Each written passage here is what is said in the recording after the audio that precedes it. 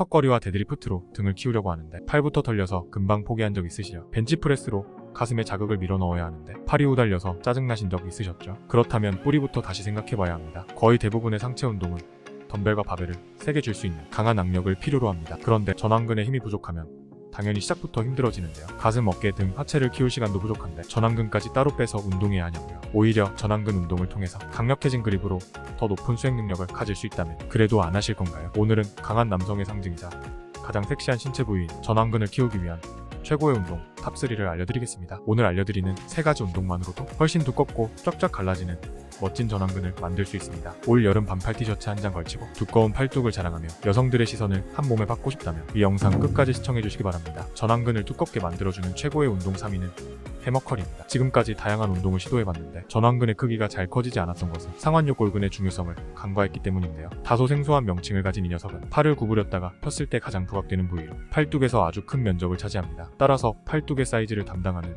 상완요 골근을 조지지 않으면 다른 운동을 아무리 많이 수행해도 굵은 팔뚝을 완성하기 어려운 것이죠. 다양한 팔 운동의 효과를 분석한 스포츠의학 관련 8개의 논문을 살펴보면 해머컬 동작이 상완요 골근을 발달시키는 정말 효과적인 동작인 것으로 보고됐습니다. 해머컬을 단순한 이두 운동으로만 알고 계셨나요? 해머컬은 이두를 키워주는 것은 물론이고 상완요 골근 발달에도 아주 효과적입니다. 일반적으로 이두 운동의 대명사인 덤벨컬에서 그립이 향하는 방향만 조금 틀어준 것이 해머컬 동작이라고 할 수 있는데요. 덤벨컬에서 엄지손가락이 위를 보도록 하는 변형만으로 상완요 골근을 강하게 자극할 수 있습니다. 이는 상완요 골근이 엄지손가락 쪽 방향으로 이어져 있는 근육인 것에서 기인합니다. 해머컬은 단순한 동작처럼 보이지만 덤벨컬, 바벨컬 등 이두 운동을 자주 수행하는 숙련자에게도 처음 시도하게 되면 생각보다 쉽지 않은 운동인데요. 해머컬을 진행할 때는 상체를 최대한 고정하고 팔꿈치를 움직이지 않도록 해야만 상완요 골근에 더 큰 자극을 가져갈 수 있습니다. 따라서 벤치에 앉아 몸을 고정하고 진행하면 더욱 큰 효과를 기대할 수 있습니다. 해머컬을 진행할 때는 처음부터 무게 욕심을 부리기보다는 어깨와 팔꿈치를 고정한 상태로 상체 반동을 주지 않는 범위에서 시작해 8에서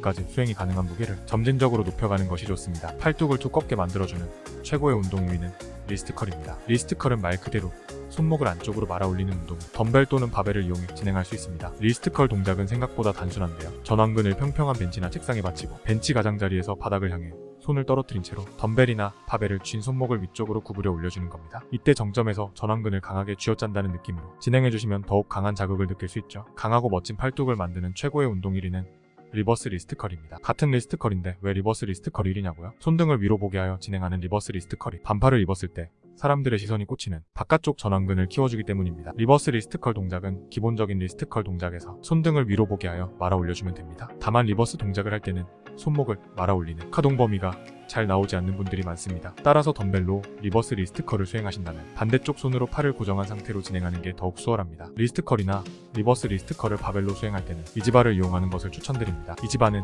일반적인 일자 모양이 아닌 굴곡을 만들어 손목 가동 범위가 나오지 않는 사람들을 위해 고안된 바벨인데요. 사람마다 손목의 가동 범위와 휘어짐이 다르기 때문에 이지바를 사용하면 훨씬 편하고 자극을 느끼기도 좋습니다. 그렇다면 전완근 운동은 대체 언제 하는 게 좋을까요? 전완근은 팔 부위에서만 봤을 때 대근육에 해당하는 2두 3두와 달리 근육의 사이즈가 작은 소근육에 해당합니다. 따라서 팔 운동만 따로 떼어서 하루 루틴을 진행하신다면 2두와 3두 운동이 끝난 후에 진행하는 게 좋습니다. 상대적으로 소근육인 전완근부터 털어버리면 2두와 3두에 적절한 자극을 주기가 어렵기 때문이죠. 전완근 운동은 일주일에 10세트 정도만으로도 충분한 효과를 가져갈 수 있습니다. 다만 전완이 개입하는 다른 운동들을 병행한다는 전제에서요. 악력은 건강을 측정하는 가장 간단한 지표라고도 하는데요. 다양한 연구와 조사들에 의하면 전완근 운동을 통한 악력 강화는 심혈관 질환, 당뇨, 골다공증과 같은 만성질환 예방에도 큰 도움이 됩니다. 벤치프레스, 오버헤드 프레스 등 손목 관절에 개입이 많은 운동을 할 때 무게에 대한 제어와 손목 관절, 그리고 팔꿈치와 어깨 관절의 부상 방지에도 큰 도움이 됩니다. 영상이 좋으셨다면 구독, 좋아요, 알림 설정 부탁드립니다. 감사합니다.